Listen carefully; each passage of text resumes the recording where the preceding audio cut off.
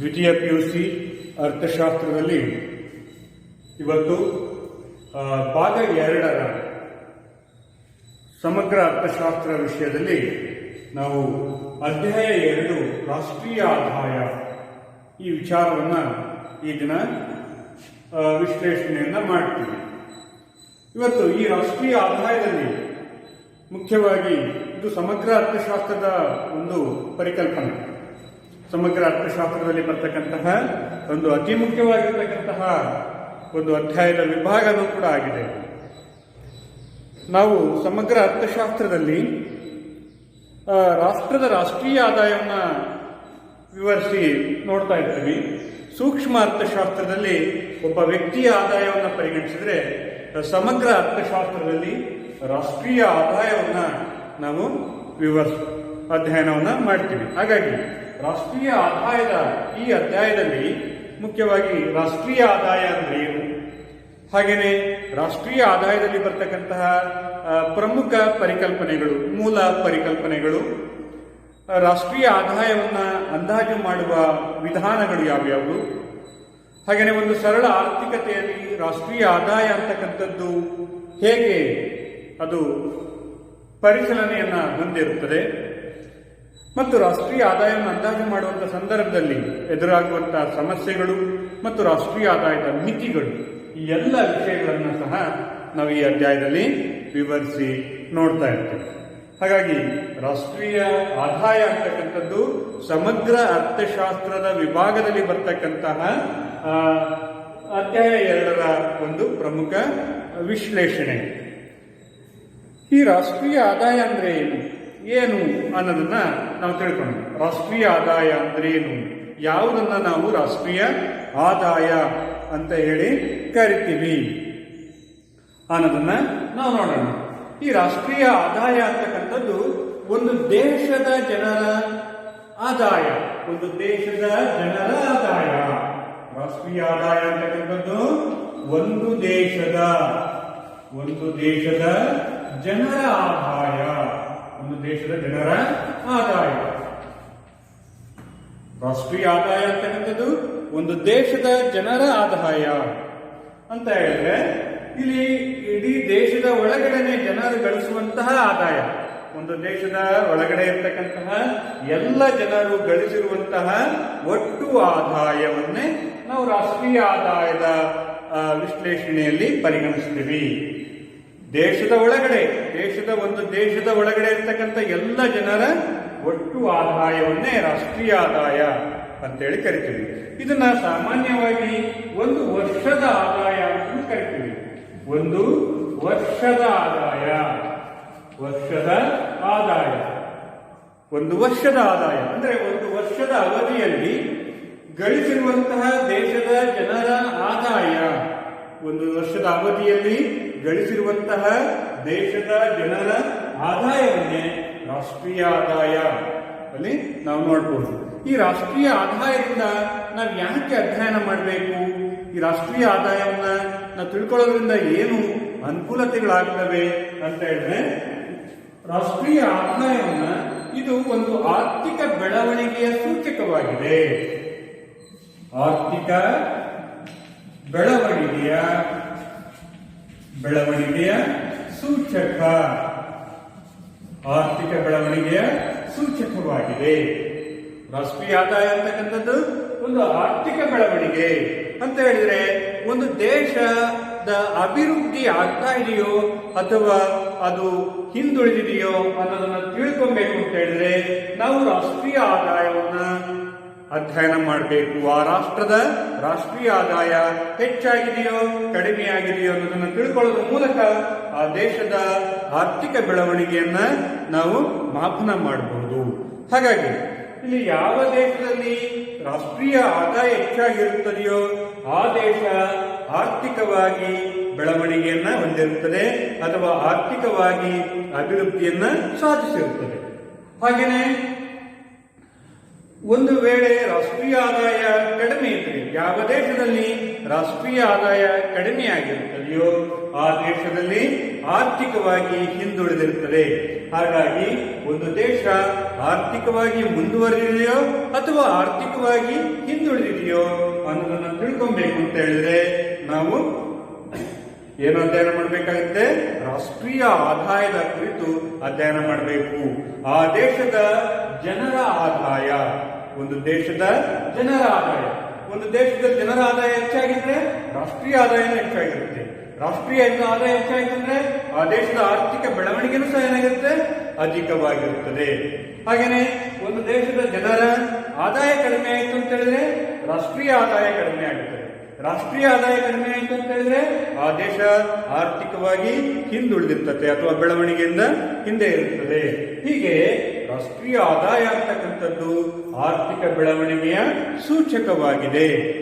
ಹಾಗಾದ್ರೆ ರಾಷ್ಟ್ರೀಯ ಆದಾಯ ಅಂದ್ರೇನು? ಅದರ ವ್ಯಾಖ್ಯಾನವನ್ನು ನೋಡೋಣ. ರಾಷ್ಟ್ರೀಯ ಆದಾಯದ ಅರ್ಥ ವಿವರಣೆ ಅಥವಾ ವ್ಯಾಖ್ಯಾನ. ರಾಷ್ಟ್ರೀಯ ಆದಾಯದ ಅರ್ಥ ವಿವರಣೆ ಅಥವಾ ವ್ಯಾಖ್ಯಾನ. ರಾಷ್ಟ್ರೀಯ ಆದಾಯ ಅಂದ್ರೇನು ಅನ್ನೋದಕ್ಕೆ ಭಾರತದ ರಾಷ್ಟ್ರೀಯ ಆದಾಯದ ಸಮಿತಿ, ಭಾರತ ರಾಷ್ಟ್ರೀಯ ವರಮಾನ ಸಮಿತಿ, ಭಾರತದ ರಾಷ್ಟ್ರೀಯ ವರಮಾನ ಸಮಿತಿ, ಈ ಸಮಿತಿಯವರು ಒಂದು ವ್ಯಾಖ್ಯಾನವನ್ನು ಕೊಟ್ಟಿದ್ದಾರೆ. ರಾಷ್ಟ್ರೀಯ ಆದಾಯ ಅಂದ್ರೇನು ಅನ್ನೋದಕ್ಕೆ ಅವರ ಪ್ರಕಾರ ಒಂದು ವರ್ಷದ ಅವಧಿಯಲ್ಲಿ ಅಥವಾ ಒಂದು ನಿರ್ದಿಷ್ಟ ಅವಧಿಯಲ್ಲಿ ಉತ್ಪಾದಿಸಿದ ಸರಕು ಸೇವೆಗಳ ಪ್ರಮಾಣವನ್ನು ದ್ವಿಗಣನೆಗೆ ಅವಕಾಶವಿಲ್ಲದೆ ಹಣದ ರೂಪದಲ್ಲಿ ಅಂದಾಜು ಮಾಡುವ ವರಮಾನವನ್ನೇ ರಾಷ್ಟ್ರೀಯ ಆದಾಯ ಅಂತ ಹೇಳಿ ಭಾರತದ ರಾಷ್ಟ್ರೀಯ ವರಮಾನ ಸಮಿತಿಯವರು ತಮ್ಮ ವ್ಯಾಖ್ಯಾನದಲ್ಲಿ ತಿಳಿಸಿದ್ದಾರೆ. ಭಾರತ ರಾಷ್ಟ್ರೀಯ ವರಮಾನ ಸಮಿತಿಯವರ ಪ್ರಕಾರ ರಾಷ್ಟ್ರೀಯ ಆದಾಯ ಅಂತ ಹೇಳಿದ್ರೆ ಒಂದು ನಿರ್ದಿಷ್ಟ ಅವಧಿಯಲ್ಲಿ ಒಂದು ದೇಶದಲ್ಲಿ ಉತ್ಪಾದಿಸಿರ್ತಕ್ಕಂಥ ಸರಕು ಸೇವೆಗಳನ್ನು ದ್ವಿಗಣನೆಗೆ ಅವಕಾಶವಿಲ್ಲದೆ ಮಾರುಕಟ್ಟೆ ಮೌಲ್ಯದಲ್ಲಿ ವ್ಯಕ್ತಪಡಿಸುವಂತಹ ಆದಾಯವನ್ನೇ ರಾಷ್ಟ್ರೀಯ ಆದಾಯ ಅಂತ ಹೇಳಿ ಭಾರತ ರಾಷ್ಟ್ರೀಯ ವರಮಾನ ಸಮಿತಿಯವರು ತಮ್ಮ ವ್ಯಾಖ್ಯಾನದಲ್ಲಿ ತಿಳಿಸಿದ್ದಾರೆ. ಅಂದ್ರೆ ಇವರ ವ್ಯಾಖ್ಯಾನದಲ್ಲಿ ಒಂದು ದೇಶ ಒಂದು ವರ್ಷದ ಅವಧಿಯಲ್ಲಿ ಉತ್ಪಾದಿಸಿದ ಸರಕು ಸೇವೆಗಳನ್ನು ದ್ವಿಗಣನೆ ಇಲ್ಲದೆ ಮಾರುಕಟ್ಟೆ ಮೌಲ್ಯದಲ್ಲಿ ವ್ಯಕ್ತಪಡಿಸುವುದಕ್ಕೆ ರಾಷ್ಟ್ರೀಯ ಆದಾಯ ಅಥವಾ ರಾಷ್ಟ್ರೀಯ ವರಮಾನ ಅಂತ ಹೇಳಿ ಭಾರತ ರಾಷ್ಟ್ರೀಯ ವರಮಾನ ಸಮಿತಿಯವರು ತಮ್ಮ ವ್ಯಾಖ್ಯಾನದಲ್ಲಿ ವಿವರಿಸಿದ್ದಾರೆ. ಆದರೂ ಸಹ ಒಂದು ಸರಳವಾಗಿ ಹೇಳೋದಾದ್ರೆ ನಾವು ಒಂದು ಸರಳವಾಗಿರ್ತಕ್ಕಂತಹ ಮತ್ತು ನೆನಪಿನಲ್ಲಿ ಇಟ್ಕೊಂಬಹುದಾಗಿರ್ತಕ್ಕಂತಹ ಒಂದು ವ್ಯಾಖ್ಯಾನವನ್ನು ನಾವು ಕೊಡೋದಾದ್ರೆ, ಒಂದು ದೇಶ ಒಂದು ವರ್ಷದ ಅವಧಿಯಲ್ಲಿ ಉತ್ಪಾದಿಸಿದ ಎಲ್ಲ ಸರಕು ಸೇವೆಗಳ ಅಂತಿಮ ಸರಕುಗಳ ಮಾರುಕಟ್ಟೆ ಮೌಲ್ಯವನ್ನೇ ನಾವು ರಾಷ್ಟ್ರೀಯ ಆದಾಯ ಅಂತೇಳಿ ಕರಿತೀವಿ. ರಾಷ್ಟ್ರೀಯ ಆದಾಯ ಅಂತ ಹೇಳಿದ್ರೆ ಒಂದು ದೇಶ ಒಂದು ವರ್ಷದ ಅವಧಿಯಲ್ಲಿ ಉತ್ಪಾದಿಸಿದಂತ ಎಲ್ಲ ಅಂತಿಮ ಬಳಕೆಯ ಸರಕು ಸೇವೆಗಳ ಮಾರುಕಟ್ಟೆ ಮೌಲ್ಯ, ಮೌಲ್ಯವನ್ನೇ ನಾವು ರಾಷ್ಟ್ರೀಯ ಆದಾಯ ಅಂತ ಹೇಳಿ ಕರಿತೀವಿ. ಹಾಗಾದ್ರೆ ಈ ವ್ಯಾಖ್ಯಾನವನ್ನು ವಿಶ್ಲೇಷಣೆ ಮಾಡಿದಾಗ ನಮಗೆ ಕಂಡು ಬರ್ತಕ್ಕಂತಹ ಪ್ರಮುಖ ಸಂಗತಿಗಳು ಏನೇನು? ರಾಷ್ಟ್ರೀಯ ವ್ಯಾಖ್ಯಾನದ ಸಂಗತಿಗಳು ಯಾವ ಸಂಗತಿಗಳು ಕಂಡು ಬರ್ತಾ ಇದ್ದಾವೆ ಅಂತ ನಾವು ನೋಡಿದ್ರೆ, ಒಂದನೇದಾಗಿರ್ತಕ್ಕಂಥದ್ದು ಇದು ಒಂದು ರಾಷ್ಟ್ರಕ್ಕೆ ಸಂಬಂಧಿಸಿದೆ.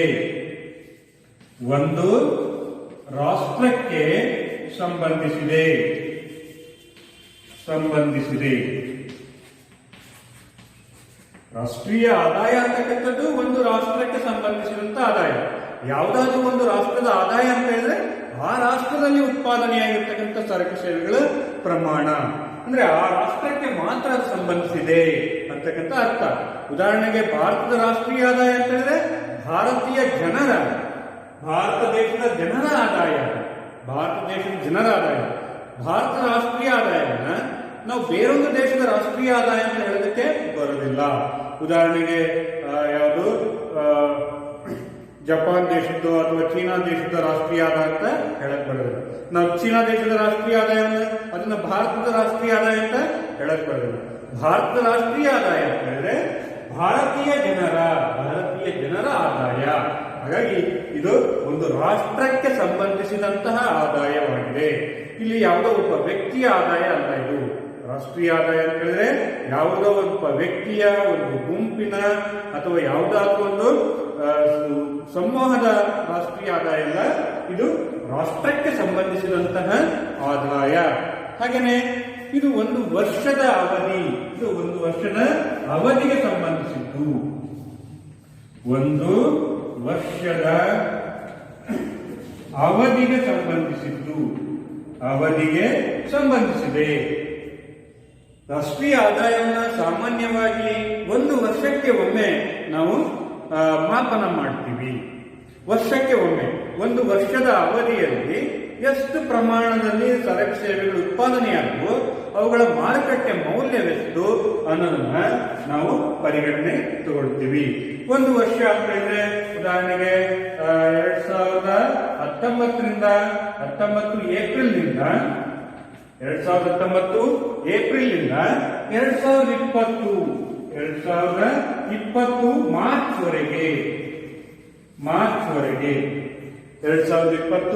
ಮಾರ್ಚ್ ವರೆಗಿನ ಒಟ್ಟಾರೆ ಪ್ರಮಾಣ ಸರಕು ಸೇವೆಗಳ ಉತ್ಪಾದನೆಯಾಗಿರುವಂತಹ ಪ್ರಮಾಣ, ಇದನ್ನ ಒಂದು ವರ್ಷ ಅಂತ ಕರಿತೀವಿ.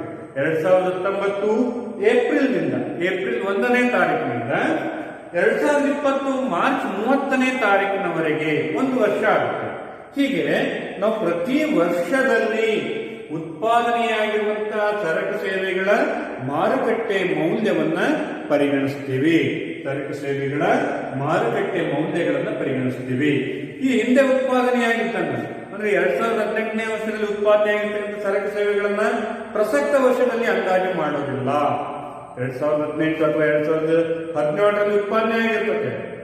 ಆ ಸರಕನ್ನ ನಾವು ಈ ವರ್ಷದ ಅಂತ ಹೇಳಿದ್ರೆ ಏಪ್ರಿಲ್ ಮತ್ತು ಮಾರ್ಚರ ಅವಧಿಯಲ್ಲಿ ಯಾವುದೇ ಕಾರಣಕ್ಕೂ ಅದನ್ನ ಗಣನೆಗೆ ತೆಗೆದುಕೊಳ್ಳೋದಿಲ್ಲ. ಹಾಗಾಗಿ ಇಲ್ಲಿ ಒಂದು ವರ್ಷದ ಅವಧಿ ಅಂತ ಹೇಳಿದ್ರೆ ಆ ವರ್ಷದಲ್ಲಿಯೇ ಉತ್ಪಾದನೆಯಾಗಿರ್ತಕ್ಕಂಥ ಸರಕು ಸೇವೆಗಳು. ಸಾಮಾನ್ಯವಾಗಿ ಭಾರತದಲ್ಲಿ ರಾಷ್ಟ್ರೀಯ ಆದಾಯವನ್ನ ಅಂದಾಜು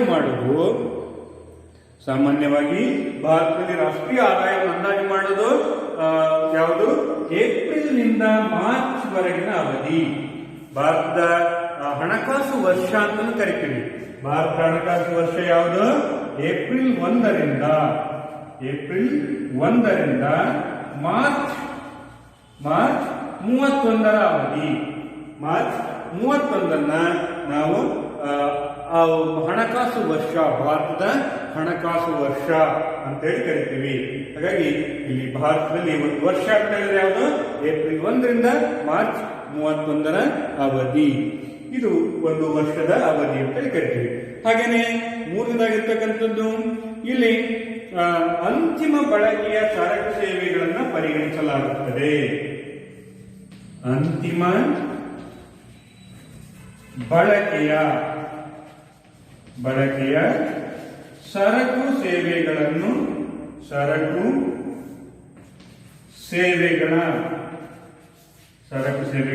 ಪರಿಗಣನೆ. ಅಂತಿಮ ಬಳಕೆಯ ಸರಕು ಸೇವೆಗಳ ಪರಿಗಣನೆಯನ್ನ ನಾವು ಮಾಡ್ತೀವಿ ಅಂತ ಹೇಳಿದ್ರೆ ಇಲ್ಲಿ ಒಂದು ದೇಶದಲ್ಲಿ ಒಂದು ವರ್ಷದಲ್ಲಿ ಉತ್ಪಾದನೆ ಆಗಿರ್ತಕ್ಕಂಥ ಸರಕುಗಳನ್ನ ನಾವು ಅಂತಿಮ ಬಳಕೆಯ ಸರಕುಗಳನ್ನ ಪರಿಗಣಿಸ್ತೀವಿ. ಇಲ್ಲಿ ಮಧ್ಯಂತರ ಸರಕುಗಳನ್ನ ನಾವು ರಾಷ್ಟ್ರೀಯ ಆದಾಯದಲ್ಲಿ ಪರಿಗಣನೆಗೆ ತೆಗೆದುಕೊಳ್ಳುವುದಿಲ್ಲ. ಮಧ್ಯಂತರದ ಸರಕುಗಳನ್ನ ರಾಷ್ಟ್ರೀಯ ಆದಾಯದಲ್ಲಿ ಪರಿಗಣನೆಗೆ ತೆಗೆದುಕೊಳ್ಳುವುದಿಲ್ಲ. ಹಾಗೆಯೇ ಒಮ್ಮೆ ಉತ್ಪಾದನೆಯಾಗಿರ್ತಕ್ಕಂಥ ಸರಕನ್ನ ನಾವು ಅನೇಕ ರೀತಿಯಲ್ಲಿ ಮತ್ತೆ ಮರುಬಳಕೆ ಮಾಡ್ತಾ ಇರ್ತೀವಿ. ಹಾಗೆ ಮರುಬಳಕೆ ಮಾಡ್ತಾ ಇರ್ತಕ್ಕಂಥ ಸರಕುಗಳನ್ನು ಸಹ ತೆಗೆದುಕೊಳ್ಳುವುದಿಲ್ಲ. ಅಂದ್ರೆ ದ್ವಿಗಣನೆಗೆ ಅವಕಾಶವಿಲ್ಲ. ದ್ವಿಗಣನೆಗೆ ಅವಕಾಶವಿರುವುದಿಲ್ಲ. ಒಮ್ಮೆ ಬಳಕೆಯ ಅಥವಾ ಅಂತಿಮ ಬಳಕೆಯ ಸರಕು ಸೇವೆಗಳ ಮಾರುಕಟ್ಟೆ ಮೌಲ್ಯವನ್ನ ಪರಿಗಣಿಸ್ತೀವಿ ಅಂತ ಹೇಳಿದ್ರೆ, ಈಗ ಉದಾಹರಣೆಗೆ ನೋಡಿ, ಹತ್ತಿ ಇದೆ. ಹತ್ತಿ ಆ ವರ್ಷದಲ್ಲಿ ಉತ್ಪಾದನೆ ಆಗಿರ್ತದೆ.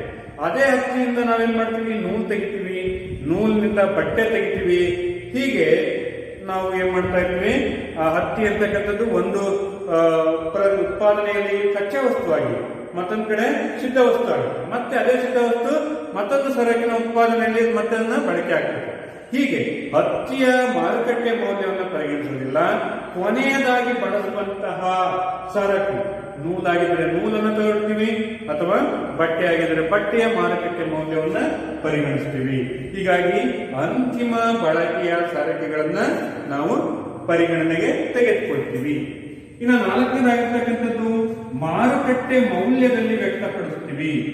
ಹಣರೂಪಿ ಮೌಲ್ಯ, ಮಾರುಕಟ್ಟೆ ಮೌಲ್ಯ ಅಥವಾ ಹಣದ ರೂಪದಲ್ಲಿ ರಾಷ್ಟ್ರೀಯ ಆದಾಯವನ್ನ ವ್ಯಕ್ತಪಡಿಸ್ತೀವಿ ಅಂತ ಹೇಳಿದ್ರೆ, ಇಲ್ಲಿ ನಾವು ರಾಷ್ಟ್ರೀಯ ಆದಾಯವನ್ನ ಒಂದು ಕ್ವಿಂಟಲ್ ಉತ್ಪಾದನೆ ಆಯ್ತು ಅಂತ ಹೇಳೋದಿಲ್ಲ. ರಾಷ್ಟ್ರೀಯ ಆದಾಯವನ್ನು ಹೇಗೆ ಹೇಳ್ತೀವಿ, ಭಾರತ ರಾಷ್ಟ್ರೀಯ ಆದಾಯ 60 ಲಕ್ಷ ಕೋಟಿ ರೂಪಾಯಿ. ಒಂದು ವರ್ಷದ ಅವಧಿಯಲ್ಲಿ ಭಾರತ ರಾಷ್ಟ್ರೀಯ ಆದಾಯ ಎಷ್ಟು? 60 ಲಕ್ಷ, 70 ಲಕ್ಷ, 80 ಲಕ್ಷ ಕೋಟಿ ರೂಪಾಯಿ. ಹೀಗೆ ನಾವು ಹಣದ ಮುಖೇನ ರಾಷ್ಟ್ರೀಯ ಆದಾಯವನ್ನು ವ್ಯಕ್ತಪಡಿಸ್ತೀವಿ. ಉದಾಹರಣೆಗೆ ನಮ್ಮ ಆದಾಯ ಎಷ್ಟಿದೆ, ನಮ್ಮ ಆದಾಯ, ನಿಮ್ಮ ಮನೆ ಅಥವಾ ನಮ್ಮ ಮನೆಯ ಆದಾಯ ಎಷ್ಟಿದೆ ಅಂತ ಹೇಳಿದ್ರೆ ನಾವೇನ್ ಹೇಳ್ತೀವಿ, 1 ಲಕ್ಷನೋ ಅಥವಾ 2 ಲಕ್ಷ ರೂಪಾಯಿ ಅಂತ ಹೇಳ್ತೀವಿ.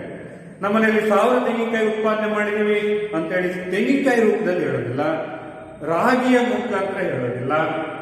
ಹೀಗೆ ಆದಾಯವನ್ನ, ರಾಷ್ಟ್ರೀಯ ಆದಾಯವನ್ನ ಅಷ್ಟೇನೆ, ರಾಷ್ಟ್ರೀಯ ಆದಾಯವನ್ನ ತೂಕದ ಲೆಕ್ಕದಲ್ಲಿ ಹೇಳೋದಿಲ್ಲ ಅಂತ ಹೇಳಿದ್ರೆ, ಆ ಉತ್ಪಾದನೆಯಾಗಿರ್ತಕ್ಕಂಥ ಸರಕು ಸೇವೆಗಳಿದಾವಲ್ಲ, ಆ ಸರಕು ಸೇವೆಗಳ ಪ್ರಸಕ್ತ ವರ್ಷದ ಮಾರುಕಟ್ಟೆ ಮೌಲ್ಯದಲ್ಲಿ ಹಣದ ಮುಖೇನ ವ್ಯಕ್ತಪಡಿಸುತ್ತೇವೆ. ರಾಷ್ಟ್ರೀಯ ಆದಾಯವನ್ನ ಹಣದ ಮುಖೇನ ವ್ಯಕ್ತಪಡಿಸುತ್ತೇವೆ. ಮತ್ತು ಇದರ ಮತ್ತೊಂದು ಸಂಗತಿ ಅಥವಾ ಲಕ್ಷಣವನ್ನು ನೋಡಿದರೆ, ಇದು ವಿದೇಶದಿಂದ ಗಳಿಸುವ ನಿವ್ವಳ ಆದಾಯವನ್ನು ಒಳಗೊಂಡಿರುತ್ತದೆ. ವಿದೇಶಿ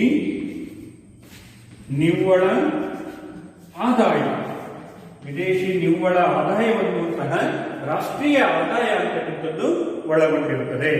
ರಾಷ್ಟ್ರೀಯ ಆದಾಯ ಅಂತಕ್ಕಂಥದ್ದು ವಿದೇಶದಿಂದ ಬಂದಿರತಕ್ಕಂಥ, ಅಂದ್ರೆ ಆಮದು ವ್ಯಾಪಾರ ಮತ್ತು ರಫ್ತು ವ್ಯಾಪಾರದಿಂದ ಗಳಿಸಿರುವಂತಹ ಆದಾಯ.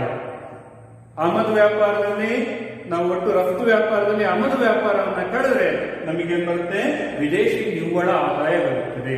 ಈ ವಿದೇಶಿ ನಿವ್ವಳ ಆದಾಯವನ್ನ ನಾವು ಯಾವ್ದಕ್ಕೆ ಸೇರಿಸ್ತೀವಿ, ರಾಷ್ಟ್ರೀಯ ಆದಾಯಕ್ಕೆ ಸೇರಿಸ್ತೀವಿ. ಅದನ್ನು ಒಳಗೊಂಡಂತೆ ನಾವು ರಾಷ್ಟ್ರೀಯ ಆದಾಯವನ್ನ ವ್ಯಕ್ತಪಡಿಸ್ತೀವಿ. ಇವೆಲ್ಲವೂ ಸಹ ರಾಷ್ಟ್ರೀಯ ಆದಾಯದ ಬರ್ತಕ್ಕಂಥ ಪ್ರಮುಖ ಅಂಶಗಳು. ಅಂದ್ರೆ ಈ 5 ಅಂಶಗಳನ್ನ ಒಳಗೊಂಡಂತೆ ನಾವು ರಾಷ್ಟ್ರೀಯ ಆದಾಯವನ್ನು ವ್ಯಾಖ್ಯಾನ ಕೊಡ್ತೀವಿ. ರಾಷ್ಟ್ರೀಯ ಆದಾಯ ಅಂದ್ರೇನು, ಒಂದು ರಾಷ್ಟ್ರದಲ್ಲಿ ಒಂದು ವರ್ಷದ ಅವಧಿಯಲ್ಲಿ ಉತ್ಪಾದನೆಯಾದ ಅಂತಿಮ ಬಳಕೆಯ ಸರಕು ಸೇವೆಗಳ ಮಾರುಕಟ್ಟೆ ಮೌಲ್ಯ ಮತ್ತು ವಿದೇಶಿ ನಿವ್ವಳ ಆದಾಯವನ್ನು ಒಳಗೊಂಡಿರುವುದನ್ನೇ ರಾಷ್ಟ್ರೀಯ ಆದಾಯ ಅಂತೇಳಿ ಕರೀಬಹುದು. ಆಯ್ತಾ? ರಾಷ್ಟ್ರೀಯ ಆದಾಯ ಅಂತ ಹೇಳಿದ್ರೆ ಒಂದು ರಾಷ್ಟ್ರ ಒಂದು ವರ್ಷದ ಅವಧಿಯಲ್ಲಿ ಉತ್ಪಾದಿಸಿದಂತಹ ಅಂತಿಮ ಬಳಕೆಯ ಸರಕು ಸೇವೆಗಳ ಮಾರುಕಟ್ಟೆ ಮೌಲ್ಯ ಮತ್ತು ವಿದೇಶಿ ನಿವ್ವಳ ಆದಾಯವನ್ನು ಒಳಗೊಂಡಿರುವುದನ್ನೇ ನಾವು ರಾಷ್ಟ್ರೀಯ ಆದಾಯ ಅಂತೇಳಿ ನಾವು ಕರೀಬಹುದು. ಹೀಗೆ ರಾಷ್ಟ್ರೀಯ ಆದಾಯ ಏನು, ರಾಷ್ಟ್ರೀಯ ಆದಾಯವನ್ನು ನಾವು ಯಾಕೆ ಅಧ್ಯಯನ ಮಾಡಬೇಕು ಅನ್ನೋದನ್ನು ತಿಳ್ಕೊಂಡಿದ್ದೀವಿ. ರಾಷ್ಟ್ರೀಯ ಆದಾಯ ಏನು ಅಂತ ಗೊತ್ತಾಯ್ತು. ರಾಷ್ಟ್ರೀಯ ಆದಾಯವನ್ನು ಯಾಕೆ ಅಧ್ಯಯನ ಮಾಡಬೇಕು? ಒಂದು ದೇಶದ ಆರ್ಥಿಕ ಬೆಳವಣಿಗೆಯನ್ನ ಮಾಪನ ಮಾಡೋದಕ್ಕೆ ನಾವು ರಾಷ್ಟ್ರೀಯ ಆದಾಯವನ್ನ ನಾವು ಅಧ್ಯಯನ ಮಾಡಬೇಕಾಗುತ್ತದೆ. ಇನ್ನು ನೆಕ್ಸ್ಟ್ ಮುಂದಿನ ಒಂದು ಪರಿಕಲ್ಪನೆ, ರಾಷ್ಟ್ರೀಯ ಆದಾಯದಲ್ಲಿ ಬರ್ತಕ್ಕಂತಹ ಮೂಲ ಪರಿಕಲ್ಪನೆಗಳು. ರಾಷ್ಟ್ರೀಯ ಆದಾಯದಲ್ಲಿ ಕಂಡು ಬರ್ತಕ್ಕಂತಹ ಮೂಲ ಪರಿಕಲ್ಪನೆಗಳು. ರಾಷ್ಟ್ರೀಯ ಆದಾಯದಲ್ಲಿ ಕಂಡುಬರುವಂತಹ ಮೂಲ ಪರಿಕಲ್ಪನೆಗಳು. ಮೂಲ ಪರಿಕಲ್ಪನೆಗಳು.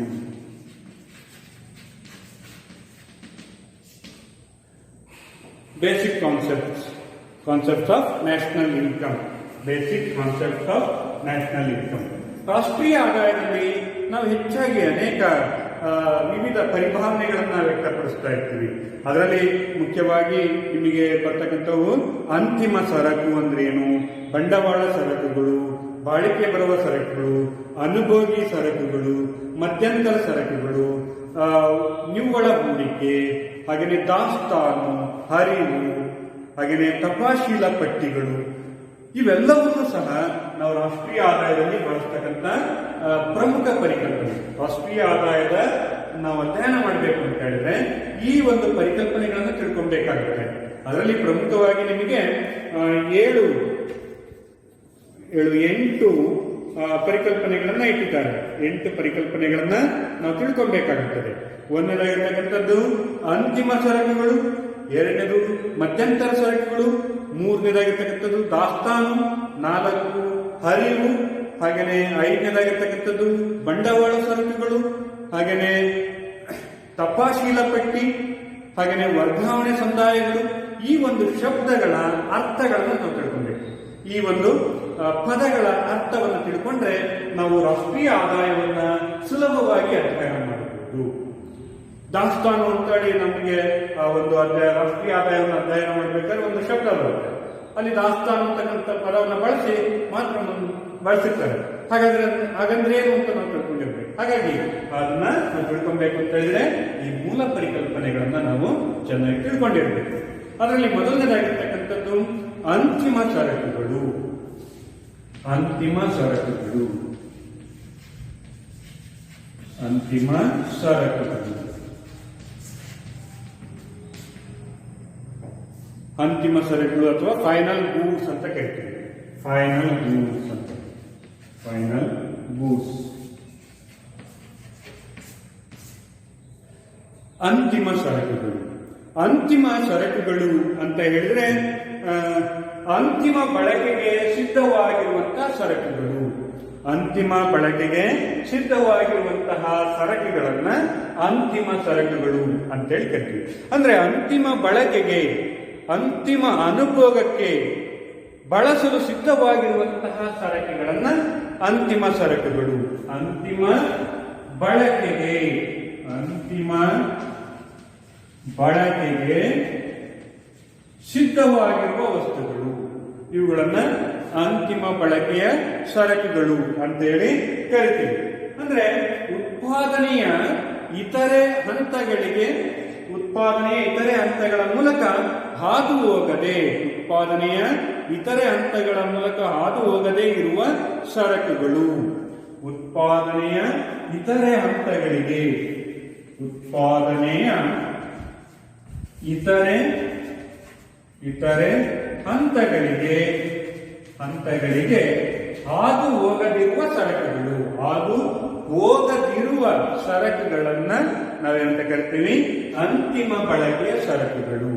ಅಂತಿಮ ಬಳಕೆಯ ಸರಕುಗಳು ಅಂತ ಹೇಳಿದ್ರೆ ಅಂತಿಮ ಬಳಕೆಗೆ ಸಿದ್ಧವಾಗಿರುವ ಅಥವಾ ಉತ್ಪಾದನೆಯ ಇತರ ಹಂತಗಳಿಗೆ ಹಾದು ಹೋಗದೇ ಇರುವಂತಹ ಸರಕುಗಳನ್ನ ಅಂತಿಮ ಬಳಕೆಯ ಸರಕುಗಳು ಅಂತೇಳಿ ಕರಿತೀವಿ.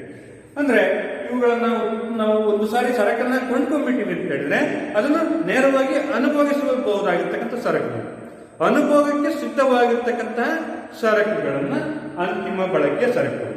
ಆ ಸರಕುಗಳನ್ನ ಮತ್ತೆ ಉತ್ಪಾದನಾ ಪ್ರಕ್ರಿಯೆಯಲ್ಲಿ ನಾವು ಬಳಸೋದಿಲ್ಲ.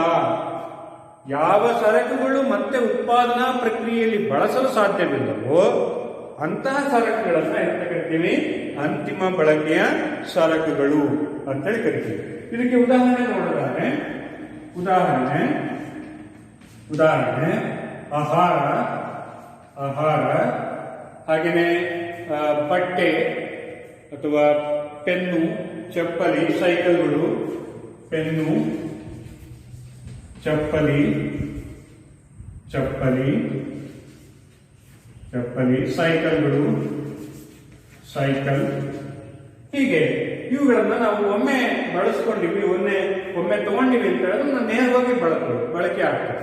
ನಮ್ಮ ಅನುಭವಕ್ಕಾಗಿ ಬಳಸಲ್ಪಡುವಂತ ವಸ್ತುಗಳು. ಇವಂತಹ ವಸ್ತುಗಳನ್ನು ನಾವೆಂತ ಕರಿತೀವಿ? ಅಂತಿಮ ಬಳಕೆಯ ಸರಕುಗಳು. ಅಂತಿಮ ಬಳಕೆಯ ಸರಕುಗಳು ಅಂತೇಳಿ ಕರಿತೀವಿ. ಹಾಗೆಯೇ ಇದು ಒಮ್ಮೆ ಮಾರಾಟವಾದರೆ, ಅಂತಿಮ ಸರಕುಗಳು ಒಮ್ಮೆ ಮಾರಾಟವಾದರೆ ಆರ್ಥಿಕ ಹರಿವಿನಿಂದ ಹೊರಗಿರುತ್ತದೆ. ಒಮ್ಮೆ ಮಾರಾಟವಾದರೆ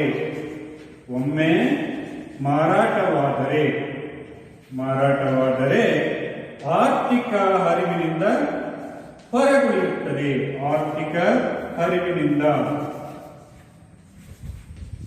ಹೊರಗುಳಿಯುತ್ತದೆ.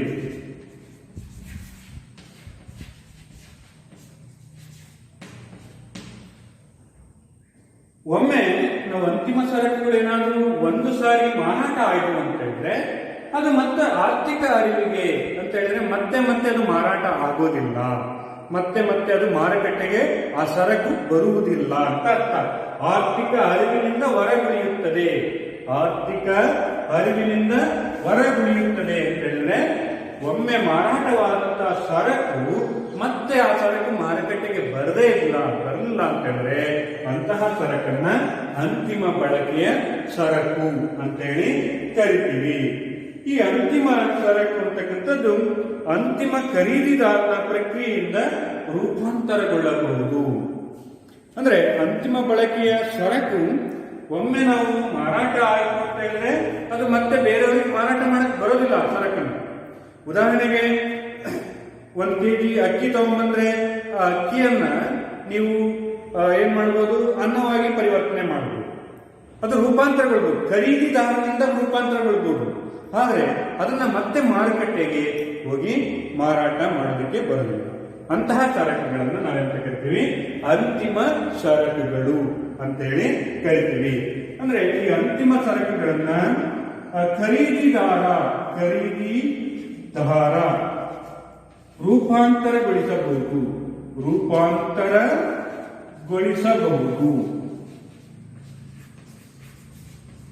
ಅಂತಿಮ ಖರೀದಿದಾರ ರೂಪಾಂತರವನ್ನು ಬಳಸಬಹುದು. ರೂಪಾಂತರ ಮಾಡಬಹುದು ಅಂದ್ರೆ ಅದರ ಮೂಲ ರಚನೆಯಲ್ಲಿ ಬದಲಾವಣೆ ಮಾಡಬಹುದು. ಬದಲಾವಣೆಯನ್ನ ಮಾಡಬಹುದು. ಯಾರು? ಖರೀದಿದಾರ. ಯಾರು ಮಾಡಬಹುದು? ಖರೀದಿದಾರ. ಮಾರಾಟಗಾರ ಮಾಡಕ್ಕೆ ಬರೋದಕ್ಕೆ ಹೀಗೆ ಅಂತಿಮ ಸರಕುಗಳು ಪ್ರಮುಖವಾಗಿ ಈ 4 ಸಂಗತಿಗಳನ್ನ ನೀವು ತಿಳ್ಕೊಬೇಕು. ಅಂತಿಮ ಸರಕುಗಳು ಅಂತ ಹೇಳಿದ್ರೇನು? ಅಂತಿಮ ಬಳಕೆಗೆ ಸಿದ್ಧವಾಗಿರುವ ಮತ್ತು ಉತ್ಪಾದನೆಯ ಇತರ ಹಂತಗಳಿಗೆ ಹಾದು ಹೋಗದಿರುವಂತಹ ಸರಕುಗಳನ್ನ ಅಂತಿಮ ಬಳಕೆಯ ಸರಕುಗಳು ಅಂತ ಹೇಳಿ ಕರಿತೀವಿ. ಇದಕ್ಕೆ ಉದಾಹರಣೆ ಅಂತ ಹೇಳಿದ್ರೆ ಆಹಾರ ಪದಾರ್ಥಗಳು, ಪೆನ್ನು, ಚಪ್ಪಲಿ, ಸೈಕಲ್ಗಳು, ಯಂತ್ರಗಳು, ಯಂತ್ರೋಪಕರಣಗಳು, ಹಾಗೆಯೇ ವಾಹನಗಳು, ಇವೆಲ್ಲವೂ ಸಹ ಅಂತಿಮ ಬಳಕೆಯ ಸರಕುಗಳು. ಹಾಗೆಯೇ ಈ ಒಮ್ಮೆ ಮಾರಾಟವಾದರೆ ಇಂತಹ ಸರಕುಗಳು ಆರ್ಥಿಕ ಅರಿವಿನಿಂದ ಹೊರಗುಳಿಯುತ್ತವೆ. ಅಂತಿಮ ಸರಕುಗಳು ಒಮ್ಮೆ ಏನಾದರೂ ಮಾರುಕಟ್ಟೆಯಲ್ಲಿ ಆ ಸರಕು ಮಾರಾಟ ಆಯಿತು ಅಂತ ಹೇಳಿದ್ರೆ ಅದು ಆರ್ಥಿಕ ಅರಿವಿನಿಂದ ಹೊರಗುಳಿಯುತ್ತದೆ. ಅಂತಹ ಸರಕನ್ನು ನಾವೆಂತ ಕರಿತೀವಿ? ಅಂತಿಮ ಸರಕು ಅಂತ ಕರಿತೀವಿ. ಆದ್ರೆ ಒಮ್ಮೆ ಈ ಅಂತಿಮ ಸರಕುಗಳು ಖರೀದಿದಾರನಿಂದ ರೂಪಾಂತರಗೊಳ್ಳಬಹುದು. ಈಗ ಉದಾಹರಣೆಗೆ ನೋಡಿ, ಖರೀದಿದಾರನಿಂದ ರೂಪಾಂತರಗೊಳ್ಳಬಹುದು ಅಂತ ಹೇಳ್ತೀವಿ. ಉದಾಹರಣೆಗೆ ನೀವೊಂದು ಟೀ ಪುಡಿಯನ್ನು ತಗೊಂಡೋಗಿರ್ತೀವಿ, ಚಹದ ಎಲೆಯನ್ನ ತಗೊಂಡೋಗಿರ್ತೀರ ಅಥವಾ ಟೀ ಪುಡಿಯನ್ನೇ ತಗೊಂಡೋಗಿರ್ತೀರ. ಟೀ ಪುಡಿ ಅಥವಾ ಚಹದ ಪುಡಿ ಅಂತ ಹೇಳಿ ಆ ಟೀ ಪುಡಿಯನ್ನ ತಗೊಂಡೋದ್ರೆ, ಮಾರುಕಟ್ಟೆಯಿಂದ ತಗೊಂಡೋದ್ರೆ ಮನೆಯಲ್ಲಿ ನೀವು ರೂಪಾಂತರಗೊಳಿಸಬಹುದು. ಅದನ್ನ ಚಹವಾಗಿ ಪರಿವರ್ತನೆ ಮಾಡಬಹುದು, ಟೀ ಮಾಡಬಹುದು. ಹಾಗೆ ನೀವು ಟೀ ಖರೀದಿದಾರ, ನೀವೇ ತಾನೇ ಖರೀದಿ ಮಾಡಿದ್ರು. ಆ ಟೀಯನ್ನು ಖರೀದಿಸಿ, ಟೀ ಪುಡಿಯನ್ನು ಖರೀದಿಸಿ ಟೀಯನ್ನು ಮಾಡಿಲ್ಲ ಅಥವಾ ಚಹಾವನ್ನು ಮಾಡಿಲ್ಲ.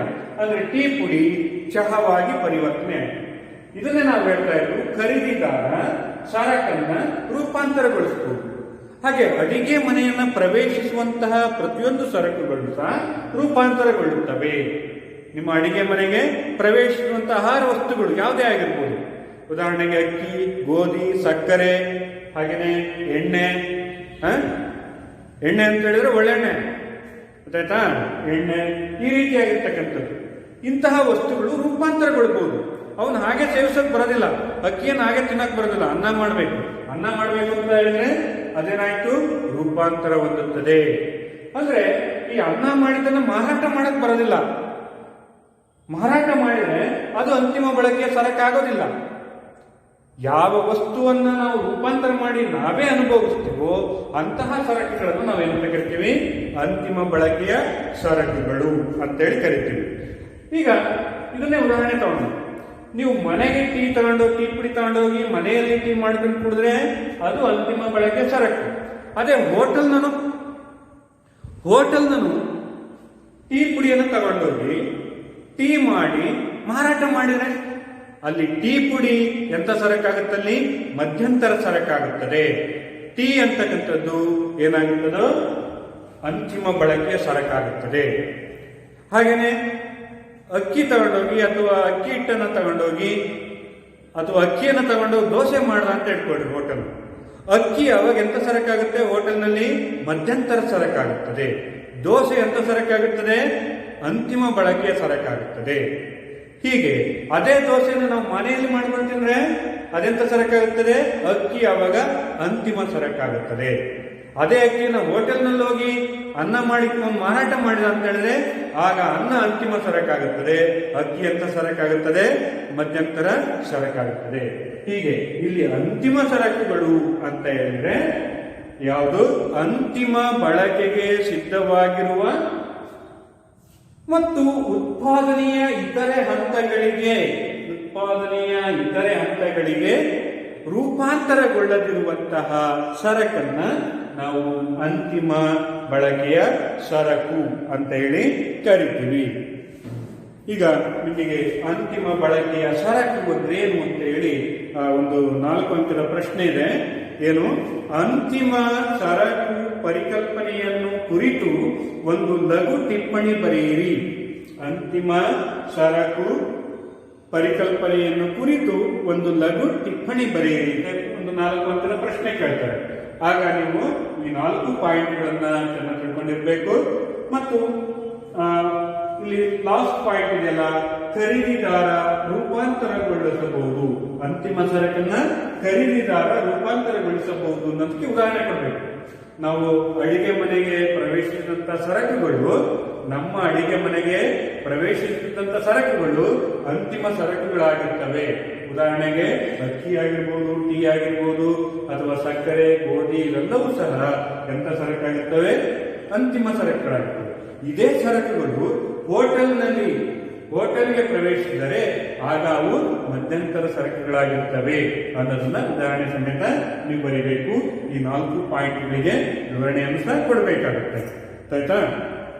ಹಾಗಾಗಿ ನಾವು ಅಂತಿಮ ಸರಕನ್ನು ಹೇಗೆ ನಿರ್ಧರಿಸ್ತೀವಿ ಅಂತ ಹೇಳಿದ್ರೆ, ಆರ್ಥಿಕ ಬಳಕೆಯ ಸ್ವರೂಪವನ್ನು ಹೊಂದಿರುತ್ತದೆ. ಆರ್ಥಿಕ ಬಳಕೆಯ ಸ್ವರೂಪವನ್ನು ಹೊಂದಿರುತ್ತದೆ. ಅಂತಿಮ ಸರಕು ಅಂತಕ್ಕಂಥದ್ದು ಆರ್ಥಿಕ ಬಳಕೆಯ ಸ್ವರೂಪವನ್ನು ಹೊಂದಿರ್ತದೆ. ಅಂದ್ರೆ ನಾವು ಯಾವ್ದಕ್ಕೆ ಬಳಸ್ತೀವಿ, ಮನೆಗೆ ಬಳಸಿದ್ರೆ ಅದು ಅಂತಿಮ ಸರಕಾಗುತ್ತೆ, ನಮಗೆ ಅದನ್ನು ಬಳಸಿದ್ರೆ ಅದು ಅಂತಿಮ ಸರಕಾಗುತ್ತದೆ. ಅದೇ ಸರಕನ್ನು ನಾವು ಮಾರಾಟ ಮಾಡ್ತಾ ಆದಾಯ ಗಳಿಸೋ ಉದ್ದೇಶಕ್ಕೆ ಬಳಸಿದ್ರೆ ಅವಾಗ ಅದು ಮಧ್ಯಂತರ ಸರಕು. ಉದಾಹರಣೆಗೆ ಒಂದು ಕಾರು, ನೀವೇ ಕಾರ್ ತಗೊಂಡು ನೀವೇ ಬಳಸಿದ್ರೆ ಆ ಕಾರು ಎಂತ ಸರಕಾಗಿರ್ತದೆ, ಅಂತಿಮ ಸರಕಾಗಿರ್ತದೆ. ಅದೇ ಕಾರನ್ನ ನೀವು ಬಾಡಿಗೆ ಓಡಿಸೋಕ್ಕಾಗಿ ಬಳಸಿದ್ರೆ, ಅದೇ ಕಾರನ್ನ ಬಾಡಿಗೆಗಾಗಿ ಬಳಸಿದ್ರೆ ಆಗ ಅದಂತ ಸರಕಾಗುತ್ತದೆ, ಬಂಡವಾಳ ಸರಕು ಅಥವಾ ಮಧ್ಯಂತರ ಸರಕಾಗಿರುತ್ತದೆ. ಹೀಗೆ ನಾವು ಈ ಅಂತಿಮ ಸರಕು ಯಾವುದು ಅಂತಕ್ಕಂಥ ನಿರ್ಧಾರ ಮಾಡಲು ಆರ್ಥಿಕ ಬಳಕೆಯ ಸ್ವರೂಪವನ್ನು ಹೊಂದಿರುತ್ತದೆ. ಆರ್ಥಿಕ ಬಳಕೆಯ ಸ್ವರೂಪವನ್ನ ಹೊಂದಿರುತ್ತದೆ ಅನ್ನೋದನ್ನ ನಾವು ಗಮನಿಸಬೇಕು. ಈಗ ಅಂತಿಮ ಸರಕುಗಳಲ್ಲಿ ಪ್ರಮುಖವಾಗಿ 2 ಪ್ರಕಾರಗಳನ್ನು ನಾವು ನೋಡ್ತೀವಿ. 2 ಪ್ರಕಾರದ ಸರಕುಗಳನ್ನು ನಾವು ನೋಡ್ತೀವಿ. ಒಂದು ಅನುಭೋಗಿ ಸರಕುಗಳು, ಮತ್ತೊಂದು ಅಂತಿಮ ಸರಕುಗಳಲ್ಲಿ 2 ಪ್ರಕಾರದ ಸರಕುಗಳಿವೆ. ಒಂದು ಅನುಭೋಗಿ ಸರಕು,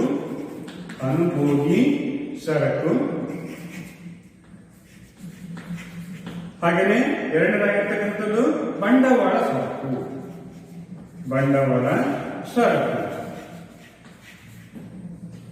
ಅಂತಿಮ ಸರಕುಗಳನ್ನ ಪ್ರಮುಖವಾಗಿ ಎರಡು ಭಾಗಗಳಾಗಿ ನಾವು ನೋಡ್ತೀವಿ. ಒಂದು ಅನುಭೋಗಿ ಸರಕು. ಅನುಭೋಗದ ಉದ್ದೇಶಕ್ಕಾಗಿ ಬಳಸುವಂತಹ ಸರಕುಗಳನ್ನ ಅನುಭೋಗಿ ಸರಕು ಅಂತೇಳಿ ಕರಿತೀವಿ. ಅನುಭೋಗದ ಉದ್ದೇಶಕ್ಕಾಗಿ ಬಳಸುವಂತಹ ಸರಕುಗಳನ್ನ ಅನುಭೋಗಿ ಸರಕುಗಳು. ಅಂದ್ರೆ ಈ ಸರಕುಗಳು ನಿಜವಾಗಿಯೂ ಸಹ ಅಂತಿಮ ಸರಕುಗಳಾಗಿರ್ತವೆ. ಅನುಭೋಗಿ ಸರಕುಗಳು ನಿಜವಾಗಿಯೂ ಸಹ ಅಂತಿಮ ಸರಕುಗಳಾಗಿರ್ತವೆ. ಅಂದ್ರೆ ನಮ್ಮ ಬಯಕೆಗಳನ್ನ ನೇರವಾಗಿ ತೃಪ್ತಿಪಡಿಸುವಂತಹ ಸರಕುಗಳು. ಮಾನವನ ಬಯಕೆಗಳನ್ನ ನೇರವಾಗಿ ತೃಪ್ತಿಪಡಿಸುವಂತಹ ಸರಕುಗಳನ್ನ ನಾವು ಅನುಭೋಗಿ ಸರಕುಗಳು ಅಂತೇಳಿ ಕರಿತೀವಿ. ಅನುಭೋಗದ ಉದ್ದೇಶಕ್ಕೆ ಮಾತ್ರ ಬಳಸಲು, ಅನುಭೋಗದ ಉದ್ದೇಶಕ್ಕಾಗಿ ಬಳಸುವಂತಹ ಸರಕುಗಳು, ಇವುಗಳನ್ನ ಅನುಭೋಗಿ ಸರಕುಗಳು. ಈ ಅನುಭೋಗಿ ಸರಕುಗಳು ಮಾನವನ ಬಯಕೆಗಳನ್ನ ನೇರವಾಗಿ ತೃಪ್ತಿಪಡಿಸುವಂತಹ ಸರಕುಗಳು. ಇಂತಹ ಸರಕುಗಳನ್ನ ನಾವು ಅನುಭೋಗಿ ಸರಕುಗಳು ಅಂತ ಕರಿತೀವಿ. ಉದಾಹರಣೆಗೆ ತರಕಾರಿಗಳು, ಹಾಗೆಯೇ ಆಹಾರ ಪದಾರ್ಥಗಳು, ಔಷಧಗಳು,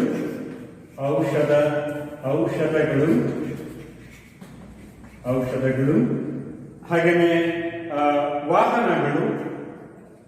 ವಾಹನ, ಹಾಗೆಯೇ ಯಂತ್ರಗಳು, ವಾಹನಗಳು, ಇವೆಲ್ಲವೂ ಸಹ ಎಂಥ ಸರಕುಗಳು? ಅನುಭೋಗಿ ಸರಕುಗಳು. ಉದಾಹರಣೆಗೆ ಸೈಕಲ್ ಆಗಿರ್ಬೋದು, ಚಪ್ಪಲಿಗಳಾಗಿರ್ಬೋದು, ಬಟ್ಟೆಗಳಾಗಿರ್ಬೋದು, ಇವೆಲ್ಲವೂ ಸಹ ನಮ್ಮ ಬಯಕೆಗಳನ್ನ ನೇರವಾಗಿ ತೃಪ್ತಿಪಡಿಸುತ್ತವೆ. ತರಕಾರಿ ನಾವು ಕೊಂಡ್ಕೊಂಡು ಅವುಗಳನ್ನ ನೇರವಾಗಿ ನಮ್ಮ ಬಯಕೆಯನ್ನು ತೃಪ್ತಿಪಡಿಸ್ಕೊಬಹುದು. ಆಹಾರ ಧಾನ್ಯಗಳು ಅಷ್ಟೇ ನಮ್ಮ ಬಯಕೆಯನ್ನು ತೃಪ್ತಿಪಡಿಸ್ತವೆ. ಔಷಧಗಳು ಅಂತ ಹೇಳಿದ್ರೆ ಒಂದ್ ವೇಳೆ ತರಕಾರಿ ಆಹಾರ ಇಲ್ಲೇ ಇರ್ಬೋದು, ಆದ್ರೆ ಇವತ್ತಿನ ಕಾಲದಲ್ಲಿ ಏನ್ ಬೇಕಾಗುತ್ತೆ? ಔಷಧಿಗಳು ಬೇಕಾಗ್ತವೆ. ಯಾಕೆಂದ್ರೆ BP, ಶುಗರ್ ಎಲ್ಲರಿಗೂ ಇದ್ದೇ ಇರ್ತವೆ. ಹಾಗಾಗಿ ಅವುಗಳ ಆ ಮಾತ್ರೆಗಳು ಎಂಥವುಗಳಾಗಿರ್ತವೆ? ಔಷಧಿಗಳು. ಆ ಔಷಧಿಗಳು ಅನುಭೋಗಿ ಸರಕುಗಳಾಗಿರ್ತವೆ. ಹಾಗೆಯೇ ವಾಹನಗಳು, ಸೈಕಲ್ ಆಗಿರ್ಬೋದು, ಸ್ಕೂಟರ್ಗಳು, ಹಾಗೆಯೇ ಕಾರು, ಬೈಕ್ಗಳು, ಇವೆಲ್ಲವೂ ಸಹ ಎಂಥ ಸರಕುಗಳು? ಅನುಭೋಗಿ ಸರಕುಗಳು. ಈ ಅನುಭೋಗಿ ಸರಕುಗಳನ್ನ ಮತ್ತೆ ಎರಡು ಪ್ರಕಾರಗಳಾಗಿ ನಾವು ವಿಭಾಗಿಸ್ತೀವಿ. ಈ ಅನುಭೋಗಿ ಸರಕುಗಳನ್ನ ಮತ್ತೆ ಎರಡು ಭಾಗಗಳಾಗಿ ವಿಭಾಗಿಸ್ತೀವಿ. ಅದರಲ್ಲಿ ಬಾಳಿಕೆ ಬರುವ ಸರಕುಗಳು, ಬಾಳಿಕೆ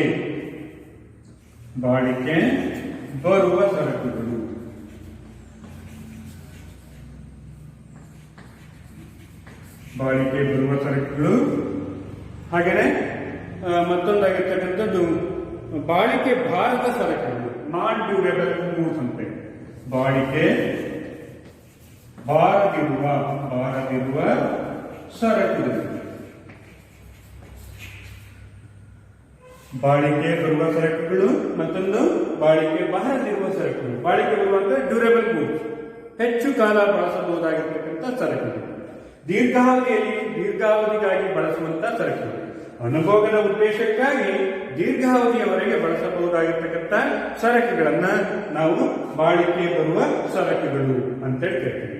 ಅನುಭೋಗದ ಉದ್ದೇಶಕ್ಕಾಗಿ ದೀರ್ಘಾವಧಿಯಲ್ಲಿ ಬಳಸುವಂತ ಸರಕುಗಳು.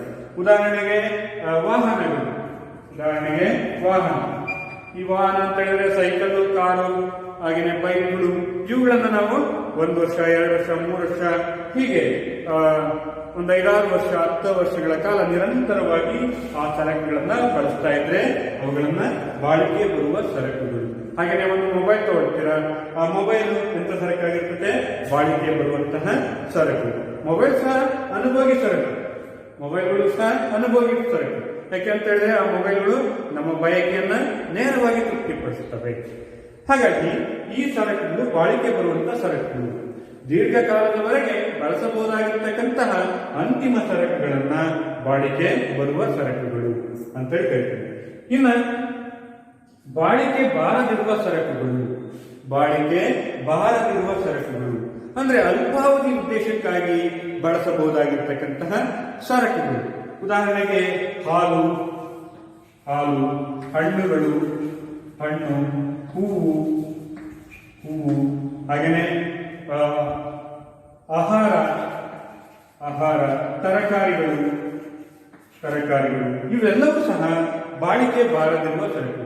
ಇವುಗಳನ್ನು ಹೆಚ್ಚು ಕಾಲ ನಾವು ಸಂಗ್ರಹಿಸಿಕೊಂಡು ಬಳಸೋದಕ್ಕೆ ಬರೋದಿಲ್ಲ.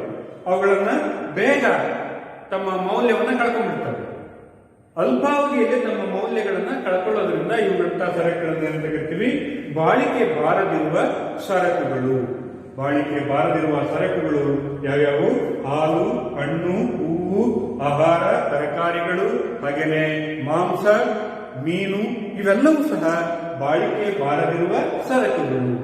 ಇವುಗಳು ಅಲ್ಪ ಕಾಲದಲ್ಲಿಯೇ ತಮ್ಮ ಮೌಲ್ಯವನ್ನು ಕಳ್ಕೊಳ್ತವೆ. ಆ ಮೌಲ್ಯ ಕಳ್ಕೊಳ್ಳೋದ್ರೊಳಗೆ ಆ ಸರಕುಗಳನ್ನು ನಾವೇನ್ ಮಾಡಬೇಕಾಗುತ್ತೆ? ಬಳಸಬೇಕಾಗುತ್ತದೆ. ಹಾಗಾಗಿ ಇಂತಹ ಸರಕುಗಳನ್ನ ಬಾಳಿಕೆ ಬಾರದಿರುವ ಸರಕುಗಳು ಅಂತ ಕರಿತೀವಿ. ಮತ್ತೆ ಅಂತಿಮ ಸರಕುಗಳಲ್ಲಿ ಮತ್ತೊಂದು ವಿಭಾಗವನ್ನು ನೋಡಬಹುದು. ಯಾವುದು? ಬಂಡವಾಳ ಸರಕುಗಳು. ಬಂಡವಾಳ ಸರಕುಗಳು. ಬಂಡವಾಳ ಸರಕು ಅಂತ ಹೇಳಿದ್ರೆ ಏನು ಅಂತ ಹೇಳಿದ್ರೆ, ಸರಕುಗಳ ಉತ್ಪಾದನೆಯಲ್ಲಿ ಬಳಸಬಹುದಾಗಿರುವಂತಹ ಅಂತಿಮ ಸರಕುಗಳನ್ನ ಬಂಡವಾಳ ಸರಕು ಎನ್ನುತ್ತೇವೆ. ಬಂಡವಾಳ ಸರಕುಗಳು ಅಂತ ಹೇಳಿದ್ರೆ ಇತರೆ ಸರಕುಗಳ ಉತ್ಪಾದನೆಯಲ್ಲಿ ಬಳಸಬಹುದಾಗಿರುವಂತಹ ಸರಕುಗಳನ್ನ ಬಂಡವಾಳ ಸರಕುಗಳು ಅಂತ ಕರಿತೀವಿ. ಮತ್ತೊಮ್ಮೆ ಹೇಳ್ತಾ ಇದ್ದೀನಿ, ಇತರೆ ಸರಕುಗಳ ಉತ್ಪಾದನೆಯಲ್ಲಿ ಬಳಸಬಹುದಾದ ಅಂತಿಮ ಸರಕುಗಳನ್ನ ಬಂಡವಾಳದ ಸರಕು ಅಂತೇಳಿ ಕರಿತೀವಿ. ಅಂದ್ರೆ ಇತರೆ ಸರಕುಗಳ ಉತ್ಪಾದನೆಯಲ್ಲಿ ಬಳಸಬಹುದಾಗಿರ್ತಕ್ಕಂಥ ಸರಕುಗಳು. ಸರಕಿನಿಂದ ಮತ್ತೊಂದು ಸರಕನ್ನು ಉತ್ಪಾದಿಸಬಹುದು. ಒಂದು ಸರಕಿನಿಂದ ಅದೇ ಸರಕಿನಿಂದ ಇನ್ನೊಂದು ಸರಕನ್ನ ಉತ್ಪಾದಿಸಬಹುದಾಗಿರ್ತಕ್ಕಂತಹ ಸರಕುಗಳು. ಅಂತಹ ಸರಕುಗಳನ್ನು ಅಂತ ಕರಿತೀವಿ ಬಂಡವಾಳದ ಸರಕು ಅಂತೇಳಿ ಕರಿತೀವಿ. ಉದಾಹರಣೆಗೆ ಬಂಡವಾಳ ಸರಕಿಗೆ ಉದಾಹರಣೆ ನಾವು ನೋಡಿದ್ರೆ, ಉದಾಹರಣೆಗೆ ಈಗ ಯಂತ್ರಗಳು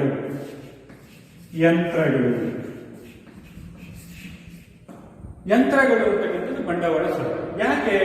ಈ ಯಂತ್ರಗಳಿಂದ ಇತರೆ ಸರಕುಗಳನ್ನು ಉತ್ಪಾದನೆ ಮಾಡಬಹುದು. ಅತ್ಯಂತ ಸರಳವಾಗಿ ಉದಾಹರಣೆ ಕೊಡೋದಾದ್ರೆ, ಈ ಟೈಲರಿಂಗ್ ಮಿಷಿನ್ ಅಂತ ಇದೆ. ಬಟ್ಟೆ ಹೊಲಿಯುವಂತಹ ಯಂತ್ರ. ಆ ಬಟ್ಟೆ ಹೊಲಿಯುವ ಯಂತ್ರ ಎಂಥದ್ದು? ಬಂಡವಾಳ ಸರಕು. ಅದು ಇತರೆ ಸರಕಿನ ಉತ್ಪಾದನೆಯಲ್ಲಿ ತೊಡಗುತ್ತೆ. ಹಾಗಾಗಿ ಅದನ್ನು ಕರಿತೀವಿ ಬಂಡವಾಳದ ಸರಕು ಅಂತೇಳಿ ಕರಿತೀವಿ. ಬಟ್ಟೆ ಹೊಲಿಯುವ ಯಂತ್ರದಿಂದ ಬಟ್ಟೆಯನ್ನು ಹೊಲಿತಾರೆ. ಅದೇ ಯಂತ್ರವನ್ನು ನಾವು ನಿರಂತರವಾಗಿ ಬಳಸ್ತೀವಿ. ಒಂದೇ ಯಂತ್ರವನ್ನ ನಿರಂತರವಾಗಿ ಬಳಕೆ ಮಾಡ್ಕೊಳ್ತಾನೆ ಹೋಗ್ತೀವಿ. ಅದರಿಂದ ಸರಕುಗಳು ಏನಾಗ್ತಾ ಇರ್ತವೆ? ಉತ್ಪಾದನೆ ಆಗ್ತಾನೆ ಇರ್ತವೆ. ಹಾಗಾಗಿ ಬಟ್ಟೆ ಹೊಲಿಯುವ ಯಂತ್ರಗಳು ಎಂತ ಸರಕು? ಬಂಡವಾಳದ ಸರಕು. ಹಾಗೆಯೇ ಅಣೆಕಟ್ಟೆ.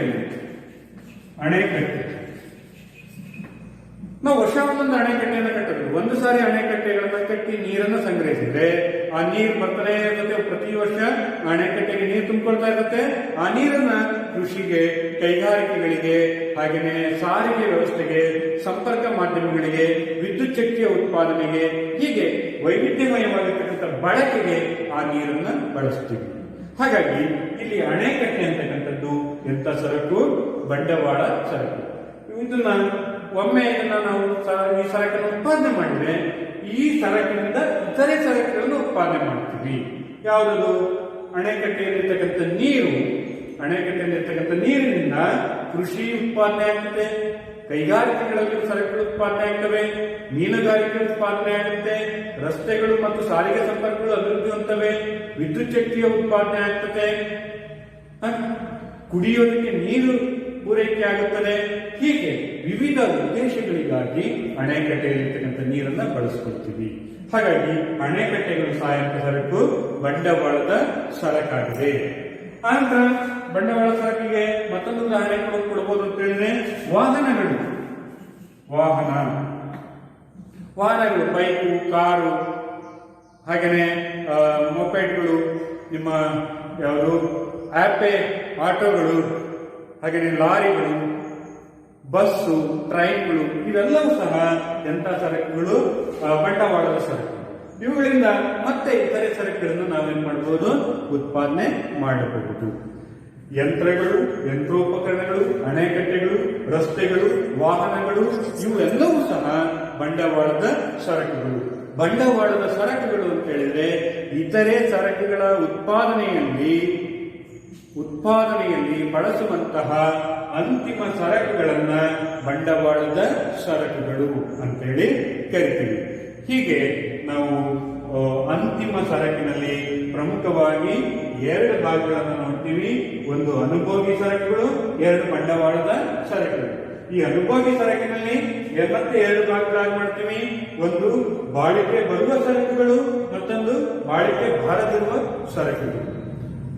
ಇವಿಷ್ಟು ನಾನು ಇವತ್ತಿಗೆ ಇಷ್ಟು ಸಾಕು. ನಿಮಗೆ ವಿಶ್ಲೇಷಣೆಯನ್ನು ನೋಡಿದ್ರೆ ಮುಖ್ಯವಾಗಿ ಇವತ್ತು ನಾವು ಏನೇನು ತಿಳ್ಕೊಂಡಿದೀವಿ, ನಾವೇನೇನು ಅಧ್ಯಯನ ಮಾಡಿದೀವಿ ಅನ್ನೋದನ್ನ ನಾವು ನೋಡಿದ್ರೆ ಪ್ರಮುಖವಾಗಿರ್ತಕ್ಕಂಥ ಒಂದು ಪ್ರಶ್ನೆಗೆ ನಾವಿವತ್ತು ಉತ್ತರವನ್ನ ಕಂಡುಕೊಂಡಿದ್ದೀವಿ. ಏನು ಅಂತ ಹೇಳಿದ್ರೆ ಅಂತಿಮ ಸರಕುಗಳ ಪರಿಕಲ್ಪನೆಯನ್ನು ಟಿಪ್ಪಣಿ ಬರೆಯಿರಿ. ಅಂತಿಮ ಸರಕುಗಳ ಪರಿಕಲ್ಪನೆಗೆ ಬಗ್ಗೆ ಒಂದು ಟಿಪ್ಪಣಿಯನ್ನ ಬರೆಯಿರಿ ಅಂತೇಳಿ 4 ಅಂಕದ ಪ್ರಶ್ನೆಗೆ ನಾವಿವತ್ತು ಉತ್ತರವನ್ನ ತಿಳ್ಕೊಂಡಿದ್ದೀವಿ. ಇದನ್ನ ನೀವು ಆ ಉತ್ತರವನ್ನ ಬರೆಯೋದಕ್ಕೆ ಪ್ರಯತ್ನ ಪಡಬೇಕು. ಹಾಗೇನೆ 1 ಅಂಕದ ಪ್ರಶ್ನೆಯಲ್ಲಿ ಇವತ್ತಿನ ದಿವಸ ಯಾವುದನ್ನ ನಾವು ನೋಡಿದ್ದೀವಿ ಅಂತ ಹೇಳಿದ್ರೆ ರಾಷ್ಟ್ರೀಯ ಆದಾಯ ಅಂತಕ್ಕಂಥದ್ದು ಬಹು ಆಯ್ಕೆಯ ಪ್ರಶ್ನೆಯಲ್ಲಿ ಕೇಳಿದ್ದಾರೆ. ರಾಷ್ಟ್ರೀಯ ವರಮಾನದ ಅಧ್ಯಯನವು ಉತ್ತರ ಏನದು? ಸಮಗ್ರ ಅರ್ಥಶಾಸ್ತ್ರಕ್ಕೆ ಸಂಬಂಧಿಸಿದ್ದು. ರಾಷ್ಟ್ರೀಯ ಆದಾಯದ ಅಥವಾ ರಾಷ್ಟ್ರೀಯ ವರಮಾನದ ಅಧ್ಯಯನವು ಸಮಗ್ರ ಅರ್ಥಶಾಸ್ತ್ರಕ್ಕೆ ಸಂಬಂಧಿಸಿದ್ದು ಅನ್ನೋದನ್ನ ನೀವು ಬರೀಬೇಕಾಗುತ್ತದೆ. ಹಾಗೆಯೇ ಮತ್ತೆ ನೋಡೋದಾದ್ರೆ ಡ್ಯಾಶ್ ಸರಕುಗಳನ್ನ ಉತ್ಪಾದನೆಯ ಯಾವುದೇ ಮುಂದಿನ ಹಂತಗಳಲ್ಲಿ ಹಾದು ಹೋಗುವುದಿಲ್ಲ. ಡ್ಯಾಶ್ ಸರಕುಗಳು ಉತ್ಪಾದನೆಯ ಯಾವುದೇ ಹಂತದಲ್ಲಿ ಹಾದು ಹೋಗುವುದಿಲ್ಲ. ಯಾವ ಸರಕು? ಅಂತಿಮ ಸರಕು. ಅಂದ್ರೆ ಖಾಲಿ ಬಿಟ್ಟ ಸ್ಥಳಗಳಿಗೆ ಒಂದು ಪ್ರಶ್ನೆನ ಕೇಳಿದರೆ ಡ್ಯಾಶ್ ಸರಕುಗಳು ಉತ್ಪಾದನೆಯ ಯಾವುದೇ ಮುಂದಿನ ಹಂತಗಳಲ್ಲಿ ಹಾದು ಹೋಗುವುದಿಲ್ಲ. ಉತ್ತರ ಏನದು? ಅಂತಿಮ ಸರಕು. ಹಾಗೆಯೇ ಮತ್ತೊಂದು ಪ್ರಶ್ನೆಯನ್ನ ನೋಡೋದಾದ್ರೆ ನಾವು 1 ಅಂಕದ ಪ್ರಶ್ನೆ ಕೇಳಿದರೆ ಅಂತಿಮ ಸರಕುಗಳೆಂದರೆ ಏನೆಂದು ಅರ್ಥೈಸುವಿರಿ? ಅಂತಿಮ ಸರಕುಗಳೆಂದರೆ ಏನೆಂದು ಅರ್ಥೈಸುವಿರಿ? ಅಂತಿಮ ಬಳಕೆಗೆ ಸಿದ್ಧವಾಗಿರುವ ಯಾವುದೇ ರೂಪಾಂತರ ಅಥವಾ ಉತ್ಪಾದನೆಯ ಇತರೆ ಹಂತಗಳ ಮೂಲಕ ಹಾದು ಹೋಗದೇ ಇರುವ ಸರಕುಗಳನ್ನ ಅಂತಿಮ ಸರಕುಗಳು ಅಂತೇಳಿ ಕರಿತೀವಿ. ಆನಂತರ ಅನುಭೋಗಿ ಸರಕುಗಳಿಗೂ ಮತ್ತು ಬಂಡವಾಳ ಸರಕುಗಳ ನಡುವಿನ ವ್ಯತ್ಯಾಸವನ್ನು ತಿಳಿಸಿರಿ. 2 ಅಂಕದ ಪ್ರಶ್ನೆ. ಅನುಭೋಗಿ ಸರಕುಗಳಿಗೂ ಮತ್ತು ಬಂಡವಾಳ ಸರಕುಗಳಿಗೂ ಇರುವಂತಹ ವ್ಯತ್ಯಾಸವನ್ನ ತಿಳಿಸಿರಿ ಅಂತೇಳಿ 2 ಅಂಕದ ಪ್ರಶ್ನೆ ಕೇಳಿದರೆ, ಅನುಭೋಗಿ ಸರಕುಗಳು ಅಂತ ಹೇಳಿದ್ರೆ ಅಂತಿಮ ಬಳಕೆಗಾಗಿ ಸಿದ್ಧವಾಗಿರುವಂತಹ ಸರಕುಗಳು. ಇದು ಮಾನವನ ಬಯಕೆಯನ್ನು ನೇರವಾಗಿ ತೃಪ್ತಿಪಡಿಸುತ್ತದೆ. ಅಂತಿಮ ಸರಕುಗಳು ಅಂತಿಮ ಬಳಕೆಗೆ ಸಿದ್ಧವಾಗಿರ್ತಕ್ಕಂಥದ್ದು. ಅನುಭವಕ್ಕೆ ಅಂತಿಮ ಬಳಕೆಗೆ ಸಿದ್ಧವಾಗಿರ್ತಕ್ಕಂಥ ಸರಕುಗಳು ಮತ್ತು ಇದು ಮಾನವನ ಬಯಕೆಗಳನ್ನ ನೇರವಾಗಿ ತೃಪ್ತಿಪಡಿಸುತ್ತವೆ. ಅಂತಹ ಸರಕುಗಳನ್ನ ಅನುಭೋಗಿ ಸರಕುಗಳು. ಬಂಡವಾಳ ಸರಕುಗಳು ಅಂತ ಹೇಳಿದ್ರೆ ಇದು ಇತರೆ ಸರಕುಗಳ ಉತ್ಪಾದನೆಯಲ್ಲಿ ಬಳಸಲ್ಪಡುವಂತಹ ಅಂತಿಮ ಸರಕನ್ನ ಬಂಡವಾಳದ ಸರಕು ಅಂತ ಕರಿತೀವಿ. ಇದು ಮಾನವನ ಬಯಕೆಯನ್ನ ಪರೋಕ್ಷವಾಗಿ ತೃಪ್ತಿಪಡಿಸುತ್ತವೆ. ಇವೆರಡರ ನಡುವೆ ಇರತಕ್ಕಂತಹ ವ್ಯತ್ಯಾಸಗಳನ್ನು ನಾವು ಗುರುತಿಸಬಹುದು. ಹೀಗೆ ಮತ್ತು 4 ಅಂಕದ ಪ್ರಶ್ನೆ, ಅಂತಿಮ ಸರಕುಗಳ ಬಗ್ಗೆ ಒಂದು ಟಿಪ್ಪಣಿ ಬರೆಯಿರಿ, ಲಘು ಟಿಪ್ಪಣಿ ಬರೆಯಿರಿ ಅಂತಕ್ಕಂತಹ ಒಂದು ಪ್ರಶ್ನೆಯನ್ನ ನಾವು ನೋಡಬಹುದು. ಹೀಗೆ ರಾಷ್ಟ್ರೀಯ ಆದಾಯ ಅಂದ್ರೆ ಏನು ಅಂತ ಗೊತ್ತಾಯಿತು. ರಾಷ್ಟ್ರೀಯ ಆದಾಯ ಯಾಕೆ ಅಧ್ಯಯನ ಮಾಡಬೇಕು ಅಂತ ತಿಳ್ಕೊಂಡಿದೀವಿ. ಹಾಗೆಯೇ ರಾಷ್ಟ್ರೀಯ ಆದಾಯದಲ್ಲಿ ಯಾವ್ಯಾವ ಸಂಗತಿಗಳನ್ನ ಒಳಗೊಂಡಿರುತ್ತದೆ ಅಂತ ತಿಳ್ಕೊಂಡಿದೀವಿ. ಮತ್ತು ಅದರಲ್ಲಿ ಬರ್ತಕ್ಕಂಥ ಮೂಲ ಪರಿಕಲ್ಪನೆ ಮೊದಲನೇದಾಗಿರ್ತಕ್ಕಂಥದ್ದು ಅಂತಿಮ ಸರಕುಗಳು. ಇನ್ನು ಸಹ ಯಾವ್ಯಾವ ಇದಾವೆ?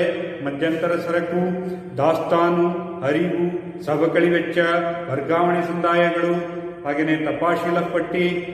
ಇವಿಷ್ಟು ಸಹ ನಾವು ಮುಂದಿನ ತರಗತಿಯಲ್ಲಿ ಅಧ್ಯಯನವನ್ನ ಮಾಡೋಣ. ಹಾಗಾಗಿ